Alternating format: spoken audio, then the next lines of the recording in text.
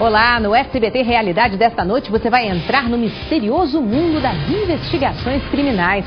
Vai ver como a tecnologia ajudou a desvendar uma morte em Brasília, as armas da ciência contra o crime, os vestígios deixados para trás pela quadrilha que executou o maior roubo a banco do país e como os americanos se divertem brincando de polícia e bandido. Boa noite. Existe um crime perfeito? Alguns especialistas dizem que não. Mas uma coisa é certa, aumentam os casos que aparentemente não tinham solução e que agora são resolvidos nos laboratórios, solucionados pelos detetives modernos, os peritos criminais. Gente que usa a ciência forense para decifrar os rastros deixados pelos criminosos. É o que o repórter Fábio Diamante vai mostrar no programa desta noite. E nós começamos contando um caso que teve uma reviravolta depois que peritos do Distrito Federal passaram dias examinando uma cena de crime. O sol brilhava forte naquela manhã do dia 14 de novembro de 2002. Um aposentado de 70 anos morava neste prédio de classe média alta no Distrito Federal. Sozinho em casa, o homem caminhou em direção à janela. E foi do terceiro andar que ele caiu. O corpo foi encontrado sobre um carro parado no estacionamento. A cena praticamente não deixava dúvidas. O homem havia se atirado para a morte. Saiu um primeiro laudo indicando que o que teria acontecido provavelmente era um suicídio. Para a família, uma surpresa. O aposentado não teria motivos para se matar. Inconformados, os parentes pediram então um segundo laudo para os peritos criminais. Teve início uma nova investigação. Foram feitas filmagens do local, do apartamento, pela manhã, tarde, noite, durante vários dias. E a partir daí pôde-se vislumbrar, pôde verificar a presença de alguns vestígios não verificados na primeira perícia. A ideia era recriar a cena de uma morte sem testemunhas, registrar os últimos minutos de vida do aposentado e desvendar o que realmente havia ocorrido naquele apartamento. Depois de 3 dias, a primeira prova. A marca da mão dele no toldo amarelo, logo abaixo da janela. Um indício de que o homem tentara evitar a queda fatal. O vestígio só pôde ser notado à tarde, quando a luz do sol não batia diretamente na cobertura. Os peritos sabiam também que o aposentado não usava sapatos no dia em que morreu. Pistas que foram levadas para os computadores da Perícia Criminal de Brasília. Agrupadas num programa em 3 dimensões, as imagens revelaram aquilo que os peritos enxergaram, mas que ainda tinham que provar. O aposentado não se matou. Ele escorregou quando tentava fechar a cortina do apartamento. O parapeito baixo, os pés calçados apenas com meias e o piso encerado formaram uma combinação fatal. O aposentado caiu da janela. Tentou se segurar no toldo que serviu como uma espécie de trampolim. O corpo foi jogado vários metros adiante e caiu sobre um carro. Tinha acontecido um acidente, por condições talvez inseguras do próprio apartamento, e com isso a família poder ter a sua resposta, enterrar com a maior dignidade, acalmar todos os ânimos que acontece quando você tem uma notícia de suicídio. O trabalho desses policiais sem arma ganhou o reforço da tecnologia. Neste caso, o programa baseado em imagens tridimensionais ajudou a desvendar a morte do aposentado. O mesmo sistema serviu para encontrar o assassino de um funcionário público, morto durante uma manifestação numa cidade satélite de Brasília. Ainda assim, o software é pouco usado pela perícia brasileira. Quase não há na polícia profissionais capazes de trabalhar com o programa de computador. Da realidade para a ficção, a carreira de perito criminal tem feito sucesso nas telas. Tantas histórias retratadas com detalhes e sofisticação têm atraído curiosos e profissionais. Cada vez mais gente se sente seduzida pelo desafio de ajudar a polícia a encontrar culpados.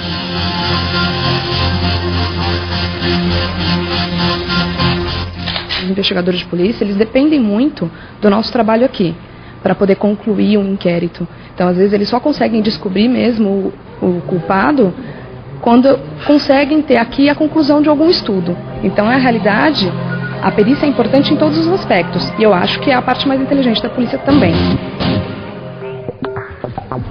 A mesma opinião tem a jovem Mariana, que aos 26 anos largou a carreira de dentista para ser uma perita criminal. Recém-formada na Academia de Polícia de São Paulo, ela agora busca vestígios deixados por assassinos no local do crime.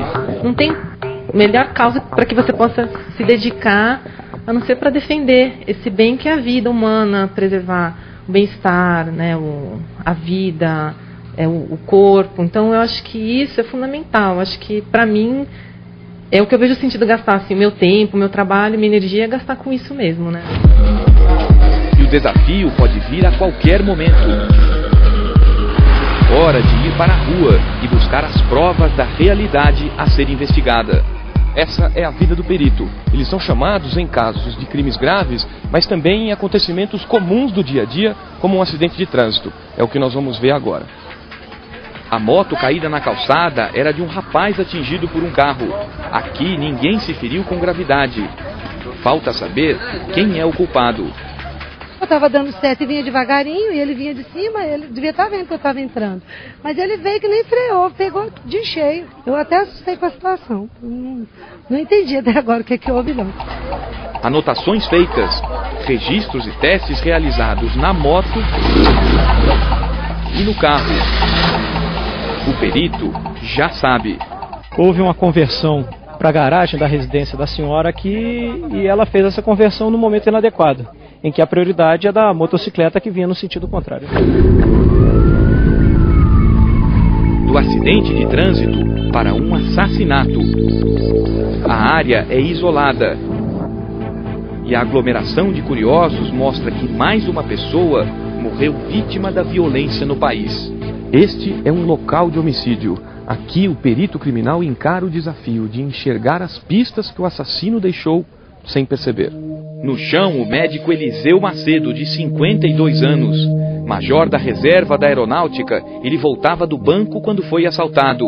Segundo a polícia, Eliseu reagiu e acabou morto com um tiro no pescoço. O projétil que o atingiu, o disparo foi transfixante, tá? E disparado a curta distância. Enquanto os peritos analisam o corpo da vítima, o papiloscopista procura vestígios do criminoso em todos os lugares. Aí você pode encontrar a impressão digital do autor do crime. Tanto do autor quanto da própria vítima, né? Depois é que vai ser feita uma análise para ver se é do autor ou da vítima.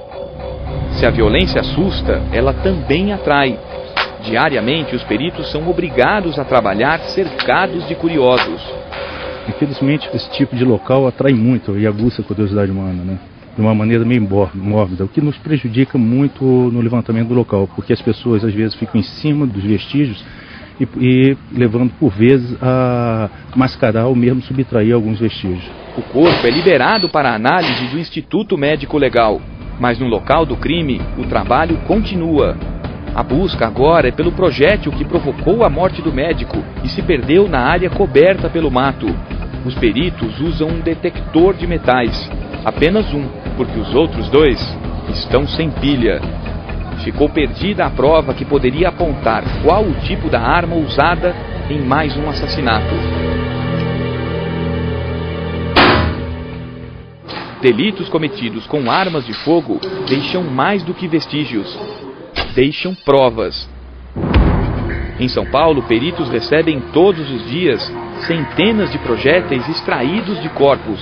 Na análise de um pedaço retorcido de chumbo, pode estar o início da reconstituição de um crime. As cápsulas, geralmente, elas chegam nesse estado que vocês estão vendo, incrustadas de material orgânico, porque foi extraído de um cadáver, né? Quando chega pra gente, a gente tem que, às vezes, tentar distorcer um pouquinho. Aí a gente limpa, então mergulha num líquido, água oxigenada, que vai tirar restos de matéria orgânica. Depois a gente mergulha no álcool, que é onde vai ajudar a secar, né, para não ficar úmido. E com papel a gente retira o excesso. Com 3 avaliações, a perita é capaz de apontar o calibre da arma usada pelo assassino. Nesse caso aqui é .40. Morreu com uma pistola .40. Isso, nesse caso, esse cadáver foi atingido por 3 disparos. No tanque de água são feitos testes que ajudam a perícia a responder se de uma arma suspeita saiu o tiro que fez mais uma vítima. A água faz com que o projétil fique sem nenhuma deformação e conserve todas as características que podem identificar a arma. Na cápsula ficam marcas tão precisas e únicas quanto uma impressão digital. Não existe crime perfeito. Todo contato deixa uma marca e cabe a nós ir buscar essa marca quando ela estiver e compará-la com as marcas de quem deixou. Rastros são descobertos até num crime aparentemente sem provas. No caso, o assassino é um promotor de justiça. Aqui, neste riacho, o promotor Igor Ferreira da Silva teria jogado a arma que usou para matar a mulher grávida em junho de 1999. Desaparecia a principal prova do crime. Mesmo assim, Igor foi condenado a mais de 16 anos de prisão por causa do trabalho dos peritos especializados em balística. Foi aqui, neste laboratório do Instituto de Criminalística de São Paulo, que os peritos encontraram a assinatura do criminoso. 2 cápsulas localizadas no carro do promotor e perto do corpo de Patrícia Longo eram idênticas a outras 43 cápsulas que estavam na casa de Igor. A arma que ele usava para dar tiros no quintal foi a mesma que matou Patrícia.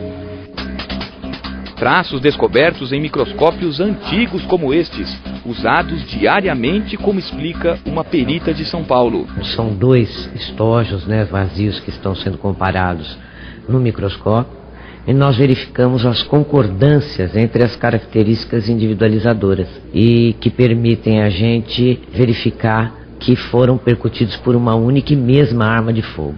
Na maior cidade do país, peritos têm medo de mostrar o rosto. Eles sabem que muitas vezes são os responsáveis pela condenação de um criminoso. Em casos onde ocorrem crimes com arma de fogo, o exame de balística é o mais contundente. Porque a partir do momento que você define e analisa e vê que um projétil extraído de um cadáver partiu de um cano de uma arma, normalmente se tem um suspeito e é uma pré-sentença, com certeza. Aqui são examinados vestígios de crimes que estão entre os de maior repercussão no país. São 1.118 peritos em todo o estado, um número insuficiente para o volume de trabalho. O talento substitui a tecnologia. A experiência é a melhor coisa que a gente pode ter, Porque você fica com o seu olho tão pronto para verificar o estreamento que eventualmente você até sonha com aquele estreamento, Então você grava na memória as características impressas nos projéteis, isso facilita muito para quem tem experiência no exame. No próximo bloco você vai conhecer uma perícia criminal de primeiro mundo que existe aqui mesmo no Brasil. A caça eletrônica a vestígios de pólvora nas mãos de assassinos, o túnel que analisa a potência de armas de fogo e o assalto que foi esclarecido porque o ladrão perdeu o sapato no local do crime.